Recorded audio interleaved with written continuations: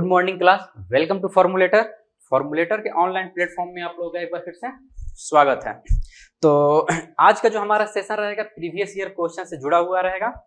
आज हम लोग इलेक्ट्रिकल एंड कम्युनिकेशन इंजीनियरिंग का जो 2021 में पेपर आपका हुआ था नेटवर्क थ्योरी का, जिसका पेपर कोड आपको है 104304। इस पेपर में जितने तरीके के सवाल आपको आए थे वो सारे सवाल का हम यहाँ पे डिटेल्ड सॉल्यूशन करेंगे। ठीक, तो आप लोग जो भी लोग इस पेपर से जुड़े हैं, जो भी आपका इलेक्ट्रिकल एंड कम्युनिकेशन से जुड़े हुए जितने भी स्टूडेंट हैं, उन लोगों के लिए काफी बेनिफिशियल क्लास होने वाला है। इस पेपर का एनालिसिस करने के बाद हम लोग को ये ओवरव्यू पता चल जाएगा कि हमारे बिहार इंजीनियरिंग यूनिवर्सिटी में किस तरीके के सवाल पूछे जाते हैं। ठीक, और इन क्वेश्चन को एनालिसिस करने के बाद हमको ये भी आइडेंटिफिकेशन हो जाएगा कि कौन से पोर्शन का सवाल कितने वेटेज का हमारे एग्जामिनेशन में पूछा जा रहा है। ठीक है, पेपर पैटर्न के बारे में आप लोगों को बेहतरीन तरीके से पता होगा। तो हम इस सेशन को आगे बढ़ाते हुए सीधे चलते हैं अपने प्रीवियस ईयर क्वेश्चन पे, और जिसका पेपर हमारे हाथ में यहाँ पे मौजूद है। तो देखेंगे कि क्वेश्चन नंबर जो 1 है हमारे पास, क्वेश्चन नंबर 1 के ए में क्या पूछा गया है। ठीक, क्वेश्चन आप लोगों के पास भी होगा, और जिन लोगों के पास ये क्वेश्चन पेपर नहीं है वो कृपया करके इंटरनेट से या फिर किसी कहीं से उपलब्ध कर लें पेपर अपने पास, और पेपर को इस क्लास को अटेंड करते करते देखते चलें कि पेपर जो हमको दिया गया है उसमें क्या सवाल है और उस सवाल का किस तरीके से सॉल्यूशन हमारे द्वारा दिया जा रहा है आपको। सही है, तो चलिए सबसे पहले हम लोग देखते हैं क्वेश्चन नंबर 1 का ए। तो क्वेश्चन नंबर 1 का ए क्या कहता है कि in a linear circuit, question number जो 1 का ए है, स्क्रीन पे आपको सवाल दिख रहा होगा। In a linear circuit when the AC input is doubled the AC output becomes, आपको 4 ऑप्शंस दिए हुए हैं। कितने ऑप्शंस है आपके पास? 4 ऑप्शंस हैं। ऑप्शंस 1 आपको दिख रहा होगा, 1/4 हो जाएगा। ऑप्शंस 2 आपके पास है, क्या ये 1/2 हो जाएगा? ऑप्शंस नंबर जो आपके पास 3 है, क्या ये 2 टाइम्स हो जाएगा? या ऑप्शंस नंबर जो 4 आपके पास है, क्या ये आपका 4 टाइम्स हो जाएगा? ये है। तो सबसे पहले हम लोग देखेंगे कि लीनियर सर्किट किसको बोलते हैं। ठीक, लीनियर सर्किट के बारे में हम लोग देखते हैं। तो मान लेते हैं इस सवाल के अनुसार क्या है कि when AC input is doubled, तो हमारे पास कोई एक रेसिस्टर है, हमारे पास क्या है यहाँ पे कोई सोर्स है, भी आर करंट हमारे पास जा रहा है आई। इसका जो रिलेशन निकल के आएगा वो हमारा क्या होगा? लीनियर इक्वेशन निकल के आएगा। भी बराबर कितना हो जाएगा? I into R. सही है। In a linear circuit when the AC input is doubled, अब यहां से देखिए पावर का वैल्यू कितना निकल के आएगा? V square divided by R निकल के आएगा पावर का वैल्यू। यहां पे देखते हैं, अब हम कर क्या रहे हैं कि इस V को 2 टाइम्स कर दे रहे हैं, तो हमारे पास कितना हो जाएगा? 2V, जिसको हम V डैश के नाम से रिप्रेजेंट कर देते हैं। जैसे ही हम इसको क्या करेंगे? दुगना करेंगे। हमको करंट को भी क्या करना पड़ेगा? दुगना करना पड़ेगा। क्यों करना पड़ेगा? क्योंकि हमारा ये जो रेसिस्टर है कांस्टेंट है। या फिर हम इस डेरिवेशन को कुछ इस तरीके से देखें तो R बराबर V बाई आई होगा। इसको कांस्टेंट मेंटेन करना है। कांस्टेंट मेंटेन करने के लिए अगर हम इसको इंक्रीज कर रहे हैं तो कहीं ना कहीं हमको इसको भी इंक्रीज करना पड़ेगा ताकि ये हमारा मेंटेन हो जाए, ऐसा बोल सकते हैं। देखिए, तो जैसे ही हम यहाँ पे वोल्टेज को दुगना करेंगे हमारा करंट भी क्या हो जाएगा? दुगना हो जाएगा। और आप एक चीज ये भी देख सकते हैं कि जो हमारा इक्वेशन फ्रेम होके आ रहा है ये लीनियर इक्वेशन है। क्या है? लीनियर। ये हमारा लीनियर इक्वेशन है। अब हम आते हैं इस पॉइंट पे, ये क्यों नहीं होगा? अगर मान लेते हैं अगर किन्हीं को ये बात का दुविधा हो कि इसका वैल्यू काहे नहीं होगा, इसके अकॉर्डिंग अगर हमारा वोल्टेज इनपुट हमारा अगर दुगना होता है तो हमारा जो आउटपुट भी होगा हमारा कितना हो जाएगा? दुगना हो जाएगा। ऑप्शंस ये है। अब कोई लोग ये होंगे कि सर वोल्टेज तो दुगना कर दिए, इसका अगर स्क्वायर करेंगे तो 4V square divided by R निकल के आ जाएगा। इसके जगह कितना है? V स्क्वायर आर बाई मतलब क्या हो जाएगा? P। तो P डैश का वैल्यू कितना निकल के आ जाएगा हमारे पास? 4 टाइम्स P निकल के आएगा। तो आपकी जानकारी के लिए हम बता दें, ये जो इक्वेशन फ्रेम होके आ रहा है ये क्या है, आपका नॉन लीनियर है। क्या है? नॉन लीनियर इक्वेशन है। क्यों नॉन लीनियर इक्वेशन है? क्योंकि ये क्या है, पैराबोलिक फंक्शन है। ये जो है आपका क्या है, पैराबोलिक फंक्शन को रिप्रेजेंट कर रहा है। और ये लीनियर किसको रिप्रेजेंट कर रहा है, एक स्ट्रेट लाइन को रिप्रेजेंट कर रहा है। ठीक, तो इस तरीके से देखा जाए तो ऑप्शंस जो ए है, क्वेश्चन नंबर ए है, उसका ऑप्शन कितना हो जाएगा, 3। ठीक, चलते हैं क्वेश्चन नंबर 1 का बी की तरफ और हम लोग देखते हैं कि क्वेश्चन नंबर जो 1 का बी है इसमें हमको क्या दिया गया है। देखिए क्वेश्चन नंबर बी, सवाल आपको आपकी स्क्रीन पे दिख रहा होगा। क्वेश्चन नंबर 1 का B, the elements which are not capable of delivering energy by their own are known as. अच्छा सवाल है, ये बेसिक सवाल है। देखिए 2 तरीके का एलिमेंट होता है। एलिमेंट कितने तरीके का होता है, 2 तरीके का। पहला जो होता है कि एनर्जी को देता है, दूसरा जो होता है एनर्जी को नहीं देता है। ठीक, अगर जो एनर्जी प्रोवाइड करा रहा है उसको बोलते हैं क्या, एक्टिव एलिमेंट। Active element. जो एनर्जी नहीं प्रोवाइड कराता है उसको हम लोग क्या बोलते हैं, पैसिव एलिमेंट। क्या बोलते हैं उसको, पैसिव एलिमेंट। इस पैसिव एलिमेंट के अंदर क्या क्या निकल के आता है, एक आपका रेसिस्टर निकल के आता है, एक आपका इंडक्टर निकल के आता है और एक आपका कैपेसिटर निकल के आता है। ये जो RLC है ये तीनों क्या है, आपका पैसिव एलिमेंट है। और ये तीनों क्या करता है, एनर्जी को कंज्यूम करता है, ना कि एनर्जी को डिलीवर करता है। अब देखिए एक्टिव एलिमेंट में क्या आ जाएगा आपको, एक्टिव एलिमेंट में आपको बीजेटी आ जाएगा, ट्रांजिस्टर आ जाएगा आपको, और भी बहुत सारे इलेक्ट्रिकल कंपोनेंट में एलिमेंट है, वैसे एलिमेंट जो आपको क्या करते हैं, एनर्जी को प्रोवाइड कराते हैं। वोल्टेज आ जाएगा, ये आपको एनर्जी को प्रोवाइड कराता है। तो इस सवाल से हम ये इतना समझ सकते हैं कि हमसे क्या पूछा इस सवाल में कि the element which are not capable of delivering energy, वैसा एलिमेंट जो एनर्जी को डिलीवर नहीं करता है उसको हम लोग क्या बोलते हैं, पैसिव एलिमेंट बोलते हैं। ठीक, और पैसिव एलिमेंट में क्या निकल के आता है, RLC निकल के आता है। तो इस तरीके से हमारा ऑप्शन जो हो गया, ऑप्शन नंबर 3, पैसिव एलिमेंट। ठीक, चलिए चलते हैं क्वेश्चन नंबर 1 का सी की तरफ। क्वेश्चन नंबर 1 के सी की तरफ देखिए, सवाल आपको आपके स्क्रीन पे दिख रहा होगा। क्वेश्चन नंबर 1 का C, for a given network, कोई हमको नेटवर्क दिया गया है, the incidence matrix is given as. हमसे पूछा है कि इंसिडेंस मैट्रिक्स भी इसका हमको दे रखा है, जिसका कुछ एलिमेंट यहां पे दिया गया है। The parallel branches in the graph are. अब आपसे पूछा है कि इसमें कौन सा पैरेलल ब्रांच है। तो सबसे पहले जो इंसिडेंस मैट्रिक्स दिया है उसको हम यहां पे लिख लेते हैं। इंसिडेंस मैट्रिक्स हमको क्या दिया हुआ है, 1 0 0 1 -1 1 -1 0 0 1 0 -1 1 -1। यहां पे है 0 0 1 0 0 1। ये जो हमको दिया गया है ये क्या है, हमारा इंसिडेंस मैट्रिसेस दिया हुआ है। और ये जो डायरेक्शन होता है, इधर हम लोग क्या लिखते हैं, ब्रांच लिखते हैं। 1 2 3 4 5 6 6 क्या है हमारे पास, ब्रांचेज है। कितना है, 6 ब्रांचेज है। और इसकी तरफ हम लोग क्या लिखते हैं, नोड को लिखते हैं। ये है हमारा नोड और ये है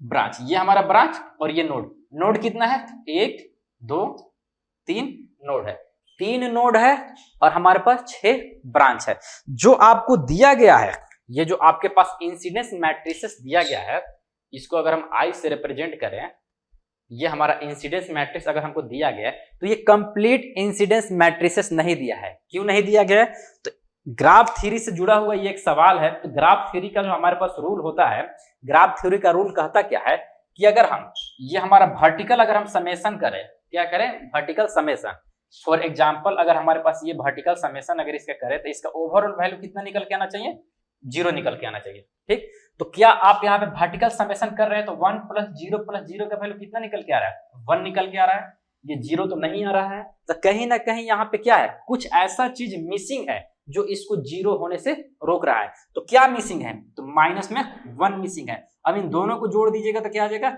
0 निकल के आ जाएगा। इस तरीके से हम लोग बोलेंगे कि ये जो हमको मैट्रिसेस दे रखा है, ये जो मैट्रिसेस हमको दे रखा है ये कंप्लीट इंसिडेंस मैट्रिसेस नहीं है, ये क्या है हमारा रिड्यूस्ड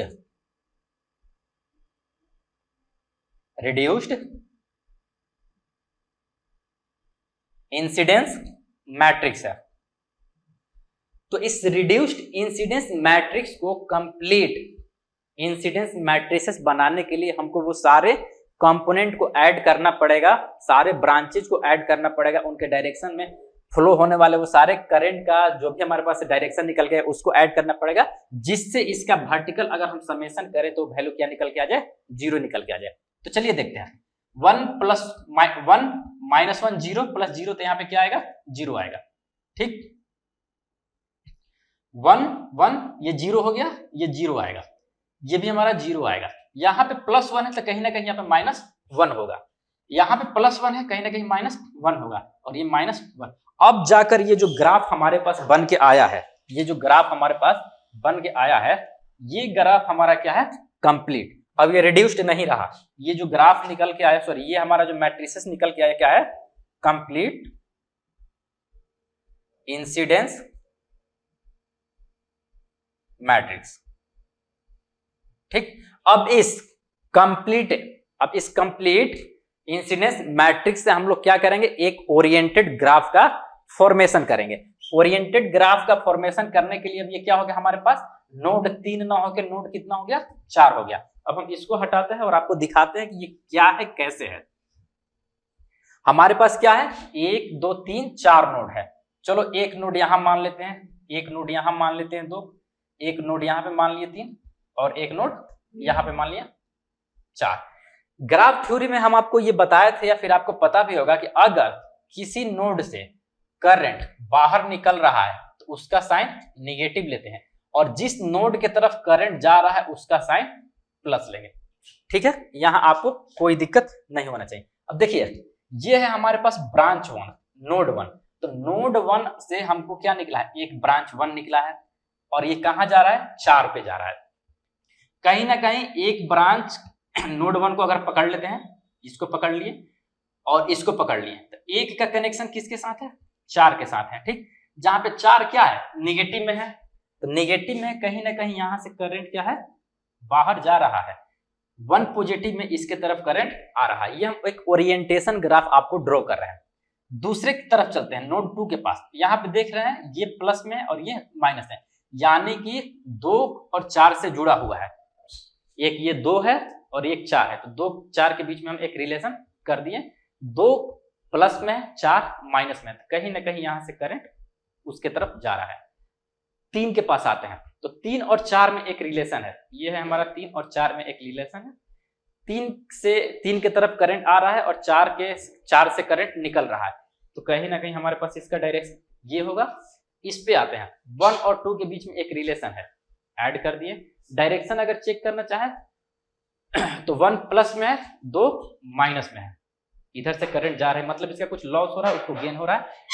डिफरेंट बुक में आपको डिफरेंट डायरेक्शन मिल सकते हैं, लेकिन हमारा जो यही है कि जिधर अगर करंट जा रहा है उसको पॉजिटिव लेते हैं, जिधर से करंट निकल रहा है उसको निगेटिव लेते हैं। आगे देखते हैं, इसमें देखते हैं 1 2 के बीच में ही रिलेशन है, 1 2 के बीच में ही रिलेशन है। 2 की तरफ गेन हो रहा है, 1 की तरफ माइनस है। ठीक है, उसके बाद आपका 2 और 3 के बीच में है, तो ये है हमारे पास 2 और ये है 3। 2 निगेटिव है, 3 प्लस है, इस तरीके से। तो हमारे पास ओवरऑल जो ग्राफ निकल के आया, ये हमारे पास ग्राफ निकल के आया, और इस ग्राफ को हम लोग क्या बोलते हैं, ओरिएंटेड ग्राफ बोलते हैं। ठीक, ओरिएंटेड ग्राफ बोलते हैं। अब इस सवाल में हम देखेंगे कि हमारे पास क्या सवाल पूछा गया था। पूछ रहा है कि for a given network the incidence matrix is given as, दे दिया है the parallel branch in the graph are. तो आप देख सकते हैं कि पैरेलल ब्रांच कौन सा है, तो एक ब्रांच ये जो दिख रहा है 1 का 2 के साथ, और यही ब्रांच क्या है 1 का 2 के साथ, ये हमारा क्या है पैरेलल ब्रांच है। तो ऑप्शन देखेंगे कहीं 1 और 2 है। पहला ऑप्शन आपका कितना है 3 5 है, 4 5 है, 3 6 है, और चौथे पे नॉन ऑफ द एबव है। लेकिन हमारा पैरेलल क्या निकल के आ रहा है आपका 1 2 निकल के आ रहा है, जो कि ऑप्शन में नहीं है। तो क्वेश्चन नंबर जो हमारे पास है 1 का सी, इसका जो आंसर निकल के आएगा इसका 4 निकल के आएगा, नॉन ऑफ द एबव। ठीक, तो उम्मीद करते हैं कि सवाल आपको बेहतरीन तरीके से समझ में आया होगा। क्वेश्चन नंबर 1 का सी। चलते हैं क्वेश्चन नंबर 1 का डी की तरफ चलते हैं। क्वेश्चन नंबर 1 का डी के तरफ चलते हैं। सवाल आपको आपकी स्क्रीन पे दिख रहा होगा, for a connected planar graph of V vertices and E edges the number of meshes are. आपसे सवाल में क्या पूछा है कि नंबर ऑफ मेस कितना होगा। सवाल आपसे पूछा है कि नंबर ऑफ मेस कितना होगा। तो यहां पे हमको दिया क्या है कि E जो है हमको एज दिया हुआ है, V हमको वर्टिसेस दिया हुआ है, और M हमको मेसेस दिया हुआ है।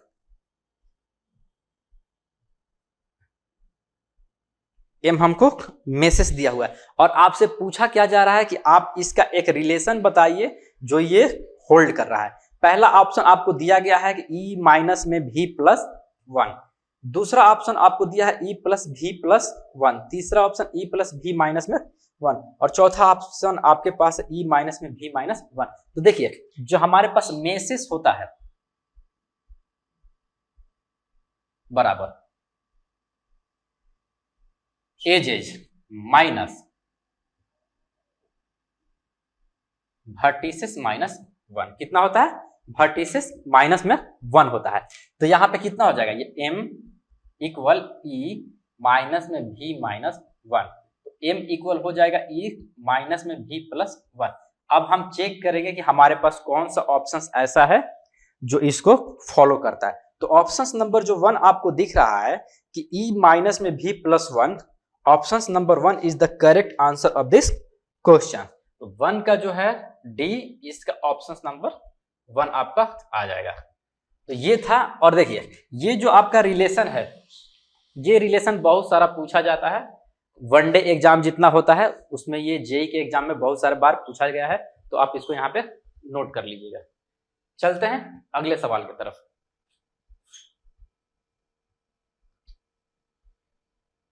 क्वेश्चन नंबर 1 का ई, क्वेश्चन नंबर 1 का ई सवाल आपको आपके स्क्रीन पे दिख रहा होगा। क्वेश्चन नंबर 1 का ई पूछा क्या गया है, ट्रांजिएंट करंट, क्या है आपके पास सवाल, transient current in an RLC circuit is oscillatory when. Condition क्या है जब एक आरएलसी सर्किट हमारा क्या हो जाएगा ऑसिलेट करेगा, उसका हमारे पास कंडीशन पूछ दिया है। सही है, चलिए यहां देखते हैं ऑप्शन हमारे पास क्या है। आरएलसी सर्किट को ऑसिलेट होने के लिए क्या चाहिए, ये हमारे पास क्या है आर एल सी, कोई हमारे पास एक सोर्स है, ये आर है, एल एस है, 1/CS है, करंट इसमें हमारा आई ऑफ एस पास कर रहा है, वोल्टेज हमारा V ऑफ एस है। ठीक, ये हम क्या किए एक लैप्लास डोमेन में सारे एलिमेंट को रिप्रेजेंट कर दिए हैं। जब हम इसका निकालेंगे इक्वेशन निकालेंगे तो हमारे पास जो रिजल्ट निकल के आता है, इसका जब कैरेक्टरिस्टिक इक्वेशन हम लोग निकालेंगे तो कैरेक्टरिस्टिक इक्वेशन आएगा the characteristic equation of a RLC circuit will be, कितना होता है एस स्क्वायर प्लस में R by L S plus 1/√में एल सी बराबर 0 निकल के आता है। ठीक, ये होता है क्या जब हम इसका कैरेक्टरिस्टिक इक्वेशन हम निकालेंगे तो हमारे पास क्या रिजल्ट निकल के आएगा, ये रिजल्ट निकल के आएगा। इसको अगर हम इक्वेशन 1 एज्यूम कर लेते हैं, और जैसा कि हमको पता है कि कंट्रोल सिस्टम में आपको पता होगा कि जो कैरेक्टरिस्टिक इक्वेशन का स्टैंडर्ड फॉर्म होता है उसका वैल्यू कितना होता है, एस स्क्वायर प्लस में 2 zeta omega N S plus 1 by omega N का होल स्क्वायर बराबर 0। ये हमारा क्या होता है, स्टैंडर्ड इक्वेशन होता है। कैरेक्टरिस्टिक इक्वेशन का ये क्या होता है, स्टैंडर्ड फॉर्म होता है। ये क्या है, इससे हम फाइंड करके लेके आए हैं। ये कैसे निकलता है, आउटपुट बाय इनपुट निकालिएगा, ऑटोमेटिक ये आपका निकल के आ जाएगा। अब यहाँ पे देखते हैं, कंपेरिजन करते हैं। तो यहाँ देखते हैं कि ओमेगा एन का वैल्यू कितना निकल के आ जाएगा, 1 बाई ओमेगा एन का होल स्क्वायर होता है, एक मिनट, ओमेगा एन का होल स्क्वायर होता है, 1 बाई ओमेगा एन नहीं होता है, ओमेगा एन का होल स्क्वायर होता है। तो यहां से कंपेरिजन करेंगे तो ओमेगा एन का वैल्यू कितना निकलेगा, 1 बाई अंडर रूट में एलसी निकल गया। ठीक, दूसरी बात देखेंगे, यहां से इसको कंपेरिजन अगर करते हैं 2 जीटा ओमेगा एन, इसका वैल्यू कितना निकलेगा, आर बाई एल निकल जाएगा। तो यहां से हम क्या फाइंड कर सकते हैं, 2 जीटा ओमेगा एन की जगह पे कितना लिखेंगे, अंडर रूट में एल इंटू सी बराबर में आर बाई एल। यहां देखते हैं जीटा का वैल्यू कितना निकल जाएगा, इस एल से इस एल को कैंसिल करेंगे,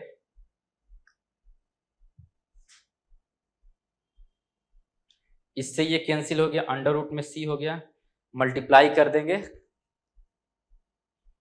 तो जीटा इक्वल ये हमारे पास आ जाएगा आर बाई अंडर रूट में एल इंटू ये under root C 1 by 2। Zeta का वैल्यू इतना निकल के आ जाएगा। ठीक, इसको ऐसे भी लिख सकते हैं कि 1 बाई 2 आर अंडर रूट में सी बाई एल, इतना लिख सकते हैं। ऑप्शंस देखते हैं क्या है। ऑप्शन हमारे पास है कि आर का वैल्यू यानी कि आर को सेपरेट कर रहा है। ठीक, और सवाल आपसे पूछा गया कि ऑसिलेटरी, जब ये ऑसिलेटरी कब होता है, जब जीटा का आपका वैल्यू 1 से छोटा होता है, यानी कि ये जो रिजल्ट है आपका 1 से छोटा होगा। तो आर का वैल्यू आप यहां से फाइंड कर सकते हैं, ये छोटा होगा किससे, 2 का मल्टीप्लीकेशन उधर कर दिए। ठीक, और ये अंडर रूट में एल बाई सी। चेक करिए कि ये ऑप्शन आपका कहां पे निकल के आ रहा है। तो आर का वैल्यू लेस देन है 2 अंडर रूट में L by C. Option number 2 is the correct answer of this question. Question number 1 का क्या है, ये ई है, 1 के ई का सवाल का क्वेश्चन नंबर, ऑप्शन नंबर जो 2 है आपका करेक्ट आंसर है। तो आप देख सकते हैं कि ये सवाल क्या था, हमारे पास एक आरएलसी सर्किट था, उससे हम एक कैरेक्टरिस्टिक इक्वेशन निकाले जो इस सर्किट के अनुसार इतना निकला। इसको स्टैंडर्ड से हम लोग क्या किए, कंपैरिजन किए। ऑसिलेटरी का कंडीशन होता है कि जीटा का वैल्यू 1 से छोटा होता है, वहां से हम एक रिलेशन निकाल दी और यही रिलेशन यहाँ पे आपसे पूछा गया था। ठीक, चलिए अगला सवाल है हमारे पास, आपको आपकी स्क्रीन पे दिख रहा होगा क्वेश्चन नंबर 1 का एफ। क्वेश्चन नंबर 1 का F, the value of ramp function at t tends to infinity is. Ramp function आपसे पूछा है और इसका वैल्यू पूछा है, तो आपको पता होगा कि रैंप फंक्शन कितना होता है, r ऑफ t होता है। ये हमारे पास क्या होता है, रैंप फंक्शन होता है। इसका अगर हम लोग क्या करते हैं, इंटीग्रेशन करेंगे तो हमारे पास कहीं ना कहीं एक पैराबोलिक फंक्शन आता है।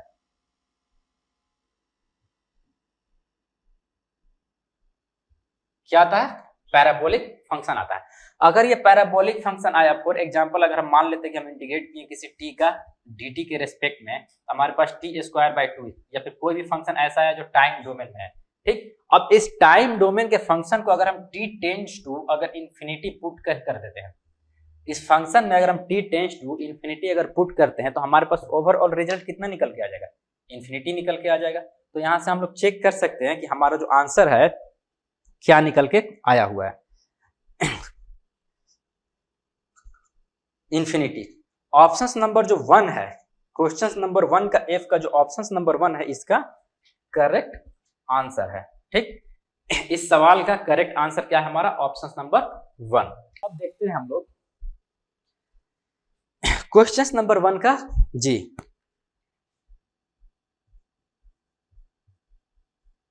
क्वेश्चन नंबर 1 का जी सवाल आपको आपकी स्क्रीन पे दिख रहा होगा। द रिलेशन AD माइनस में BC इक्वल 1, जहां पे A, B, C and D are the element of the transmission matrices of a network is valid for. सही बात है। आपको पता होगा कि जो ट्रांसमिशन मैट्रिसेस होता है वो क्या होता है। ट्रांसमिशन जो मैट्रिसेस होता है क्या निकल के आता है, ये A होता है, B होता है, C और D होता है। इसमें दो कंडीशन होता है। पहले वाले कंडीशन को हम लोग क्या बोलते हैं, सिमेट्री। दूसरे वाले कंडीशन को हम लोग क्या बोलते हैं, रेसिप्रोकल। ठीक, सिमेट्री कब होता है, जब हमारा A का वैल्यू D के बराबर हो जाता है, सिमेट्री बोल सकते हैं। रेसिप्रोकल का मतलब कब होता है, जब AD माइनस में BC इक्वल 1, या फिर हम ये बोल सकते हैं कि ये जो हमारा ट्रांसमिशन मैट्रिसेस है इसका डिटर्मिनेंट का वैल्यू कितना निकल के आना चाहिए, 1 निकल के आना चाहिए। तो इस तरीके से हम देख सकते हैं कि हमारे पास रेसिप्रोकल का कंडीशन AD माइनस में BC इक्वल 1 होता है। और ये जो ट्रांसमिशन मैट्रिसेस आपसे पूछा गया है ये कहीं ना कहीं नेटवर्क एनालिसिस का पोर्शन है, जहां पे हम लोग क्या RLC एलिमेंट यूज करते हैं। अगर ट्रांसमिशन लाइन ट्रांसमिशन मैट्रिक्स आपसे पावर सिस्टम में पूछा जाता है तो इस पावर सिस्टम में भी हम लोग RLC का ही यूज करते हैं। ठीक, चाहे वो पावर सिस्टम में आपसे ट्रांसमिशन मैट्रिसेस के बारे में पूछ ले या फिर आपको नेटवर्क एनालिसिस में आपसे ट्रांसमिशन मैट्रिसेस के बारे में पूछ ले, इन दोनों कंडीशन में आपको RLC नेटवर्क का ही यूज होता है। और आपको अभी थोड़ी देर पहले हम ये बताए थे कि ये जो RLC नेटवर्क होता है, RLC जो एलिमेंट होता है इसको हम लोग क्या बोलते हैं, पैसिव एलिमेंट बोलते हैं। ठीक, तो पहली बात ये हमारा पैसिव एलिमेंट है और AD माइनस BC बराबर 1 ये क्या है आपका रेसिप्रोकल का कंडीशन होता है। तो आप देख सकते हैं कि यहां से एक सवाल जो है, the relation AD minus BC equal 1 where A, B, C and D are the elements of a transmission matrices of a network is valid for. Passive network है, चलिए ठीक है पैसिव है, एंड रेसिप्रोकल नेटवर्क है, ये भी बात है। यानी कि क्वेश्चन नंबर जो 1 का G है इसका ऑप्शन नंबर जो 3 है ये हमारा करेक्ट आंसर है। आगे चलते हैं, क्वेश्चन नंबर 1 का H। क्वेश्चन नंबर 1 का H सवाल आपको आपके स्क्रीन पे दिख रहा होगा। The Fourier series expansion of an odd periodic contains. Option है cosine term, sine term, constant term, both sine and cosine term. Fourier series का एक्सपेंशन है ऑड पीरियोडिक फंक्शन के लिए। तो आपको पता होना चाहिए कि जो फूरियर सीरीज होता है, जो लोग नेटवर्क एनालिसिस पढ़े होंगे वहां पे अगर कभी यूज हो गया होगा, या फिर जो लोग मैथमेटिक्स में पढ़े हैं उनको भी इस चीज के बारे में नॉलेज होगा कि फूरियर सीरीज का जो कंप्लीट इक्वेशन होता है क्या होता है। ये होता है हमारे पास A0 divided by 2 plus summation n बराबर में 1 टू इंफिनिटी an cos में nx plus summation n equal 1 to infinity bn sine nx। ठीक, ये हमारे पास क्या होता है, कंप्लीट फॉर्म होता है एक फूरियर सीरीज का। कंप्लीट फॉर्म किसका होता है, फूरियर सीरीज का होता है, जहां पे हमको इतना भी पता है ये जो हमारे पास है जो A0 है या फिर an है और bn है, इस सबको हम लोग क्या बोलते हैं, यूलर कांस्टेंट बोलते हैं। और इसका जो इक्वेशन हम लोग फाइंड करते हैं A0 का निकालने के लिए, जो इक्वेशन हमारे पास है 1 by pi integration minus infinity two plus infinity अगर ले लें fx dx, या फिर bn का हम अगर निकाल लें या फिर an का निकाल लें, इसका जो फॉर्मूला हमारे पास निकल के आता है इसको हम लोग क्या बोलते हैं, यूलर फॉर्मूला। ठीक, इतना आपको पता होना चाहिए। दूसरी बात, सवाल में आपसे पूछा गया और आपको यह भी पता होना चाहिए कि ये जो कॉस है ये क्या होता है, हमारा इवन फंक्शन होता है। साइन क्या होता है, सिर्फ और सिर्फ ऑड फंक्शन होता है। ये हमारा क्या है, कांस्टेंट होता है, या फिर हम इसको डीसी भी बोल सकते हैं। ग्राफ के नेचर के बारे में भी आपको पता होगा कि डीसी क्या होता है। ये ए नोट का ग्राफ कुछ इस तरीके जाएगा या फिर कोई ऐसा ग्राफ जाएगा जो कांस्टेंट की तरह ट्रीट करे। ये कॉस के टर्म में जाएगा, ये साइन के टर्म में जाएगा। अब चलते हैं सवाल की तरफ। ये था आपका बेसिक अंडरस्टैंडिंग इस सवाल के लिए। The Fourier series expansion of an odd periodic function contest. Odd periodic function है। फंक्शन क्या है? ऑड पीरियोडिक है। मान लेते हैं कि जो भी हमारे पास फंक्शन निकलेगा वो ऑड होगा। ऑड का इवन के साथ अगर मल्टीप्लीकेशन करेंगे तो क्या आ जाएगा? ऑड आएगा। अगर उसका फूरियर निकालेंगे तो ओवरऑल वैल्यू हमारे पास 0 निकल के आ जाएगा। तो ये तो होगा नहीं, कांस्टेंट ले नहीं सकते हैं। क्यों नहीं ले सकते? अगर हमारे पास फंक्शन हमारा ऑड है और साइन हमारा ऑड फंक्शन है, दो ऑड फंक्शन का मल्टीप्लीकेशन कितना होता है? इवन फंक्शन निकल के आता है। तो इसका मतलब जो हमारे पास रिजल्टेंट होगा फूरियर सीरीज का एक्सपेंशन वो किस में होगा? साइन टर्म में होगा, साइन टर्म में आएगा। और आपसे ये जब भाइभा आप लोग देने जाते हैं तो यही बेसिक जो चीजें होता है वो आपसे पूछा जाता है। वहां पे वैसा नहीं कुछ बड़ा चीज पूछा जाता है, भाइभा में यही छोटी चीजें पूछे जाते हैं कि बताइए कि अगर ऐसा हो तो क्या हो। समझे?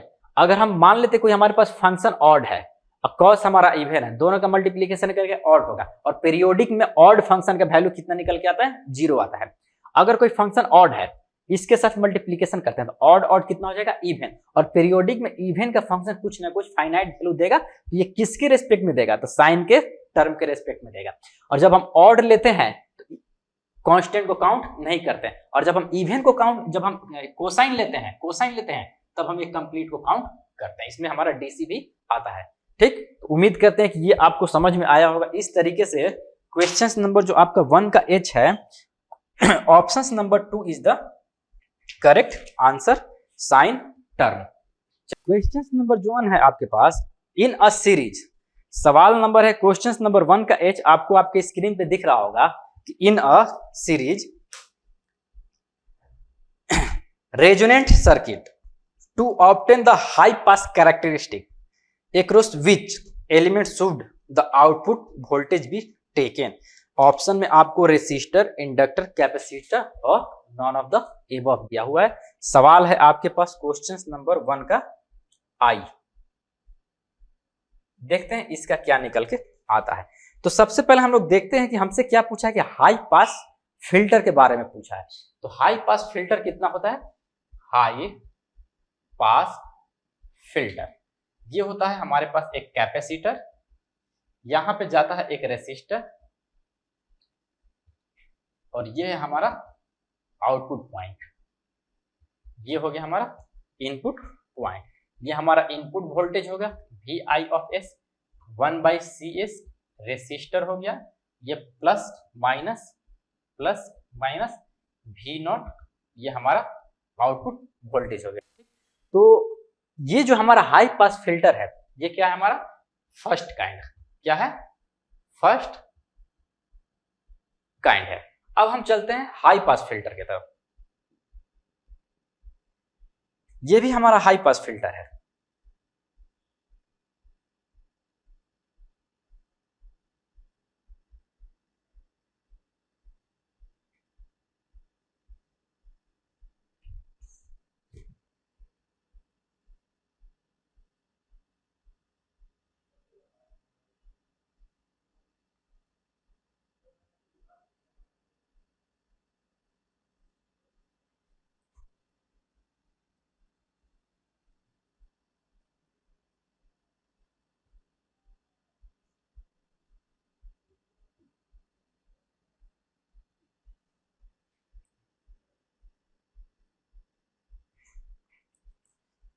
देखिए ये भी हमारा क्या है? VI of S V0 S, और ये है VI ऑफ S और V0 of S। Plus minus, ये भी हमारा प्लस माइनस। ये किस फॉर्म में दिख रहा है? आपको ये दिख रहा होगा, ये किस फॉर्म में है? ये T टाइप है। ये किस फॉर्म में दिख रहा है? ये पाई टाइप है। और ये जो हाई पास फिल्टर है इसको बोलते हैं सेकंड काइंड। क्या बोलते हैं? Second kind. तो हमारे पास हाई पास फिल्टर का दो कंडीशन है। फर्स्ट काइंड में हमारे पास ये सर्किट का रिप्रेजेंटेशन होता है, सेकंड काइंड में हमारे पास दो सर्किट का यहाँ पे रिप्रेजेंटेशन होता है। तो ऑप्शंस के अनुसार हम देखेंगे कि ऑप्शन में हमारे को हमको क्या दिया है, सिर्फ रेसिस्टर, इंडक्टर, कैपेसिटर और नॉन ऑफ द एबव के बारे में बताया गया। इस तरीके से हम देख सकते हैं कि वो सिर्फ और सिर्फ फर्स्ट काइंड के बारे में बोल रहा है, जहां पे ये भी बोला गया है कि सवाल में कि output voltage be taken, output voltage किसके एक्रॉस होगा, तो आउटपुट वोल्टेज इस रेसिस्टर के एक्रॉस होगा। ठीक, तो इस तरीके से हमारा जो ऑप्शंस निकल के आएगा वो क्या निकल के आएगा, रेसिस्टर, यानी कि जो हमारा आउटपुट वोल्टेज है वो क्या निकलेगा, रेसिस्टर निकलेगा। ये क्यों नहीं होगा, क्योंकि ये हमारा सेकंड काइंड का है। ऑप्शंस के अकॉर्डिंग हमारे पास रेसिस्टर मेंशन है, यहाँ पे इस सर्किट में हमको रेसिस्टर मेंशन नहीं है, ना ही यहाँ पे हमको रेसिस्टर मेंशन है। ठीक, तो कहीं ना कहीं अगर देखा जाए तो ये सिर्फ और सिर्फ हमको फर्स्ट काइंड के बारे में ही बात कर रहा है। तो इस तरीके से हम ऑप्शंस देखेंगे। तो ऑप्शंस नंबर जो 1 है इसका, options number 1 is the correct answer. Options number 1 is the correct answer. अगर हम इसका टाइम कांस्टेंट के बारे में देखें, ट्रांसफर फंक्शन के बारे में अगर बात करें फर्स्ट काइंड का, तो ये हमारे पास आएगा output divided by output by ये 1/CS हो जाएगा बराबर RCS डिवाइडेड बाय 1 प्लस में RCS, जहां से टाइम फंक्शन टाइम कांस्टेंट हमारे पास कितना निकलेगा, टाइम कांस्टेंट बराबर ये होता है टाइम कांस्टेंट RC। ठीक, तो यहां से आप देख सकते हैं। तो ये था हमारा क्वेश्चन नंबर 1 का आई। चलिए अगले सवाल की तरफ देखते हैं। क्वेश्चन नंबर अगला है हमारे पास क्वेश्चन नंबर 1 का जे। सवाल आपको आपकी स्क्रीन पे दिख रहा होगा। क्वेश्चन नंबर 1 का जे, a high pass filter circuit is basically, तो हाई पास फिल्टर सर्किट जो होता है वो बेसिकली क्या होता है, ये आपसे पूछा गया है कि जो हमारे पास हाई पास फिल्टर सर्किट दिया है वो क्या होता है। ऑप्शन आपके पास दिया गया है कि differentiating circuit with low time constant, सही है, और differentiating circuit with large time constant, ठीक है, an integrating circuit with low time constant, and option number जो 4 है an integrating circuit with large time constant. तो देखिए जो हाई पास फिल्टर होता है, हाई पास फिल्टर होता है, ये एक डिफरेंशिएटर की तरह काम करता है। जो हाई पास फिल्टर है वो किसकी तरह काम करता है, डिफरेंशिएटर की तरह काम करता है। साथ ही साथ क्या है, इसमें टाइम कांस्टेंट जो होता है, टाइम कांस्टेंट जो होता है वो क्या होता है, लो होता है। जब टाइम कांस्टेंट लो हो गया तो आपको पता होना चाहिए कि फ्रीक्वेंसी कांस्टेंट क्या होगा,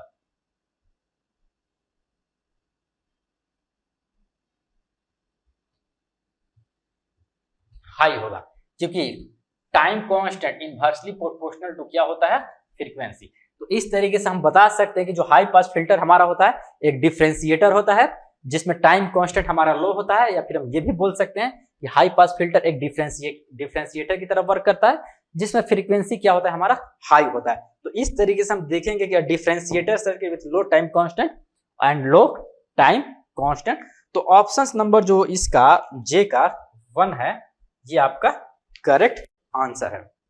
ठीक तो इस तरीके से हम लोग क्या देखें कि क्वेश्चन नंबर 1 का ऑप्शन ए से लेके ऑप्शन जे के बीच में जितने आपको पेपर में आपको सवाल पूछे गए थे, यहाँ पे ये आपका जो पेपर कोड 104303 जो है इसी का 2021 में इसका जो पेपर हुआ है उसका सारा का सारा ऑब्जेक्टिव का क्वेश्चन आपका है, हम एक वेल डिफाइंड विथ एक्सप्लेनेशन के तौर पे हम यहाँ पे दिखा दिए आखिर हुआ तो क्यों हुआ। ठीक, तो उम्मीद करते हैं कि ये जो सवाल है और इसका जो सोल्यूशन हमारे द्वारा आपको प्रोवाइड किया गया है आपको बेहतरीन तरीके से समझ में आया होगा।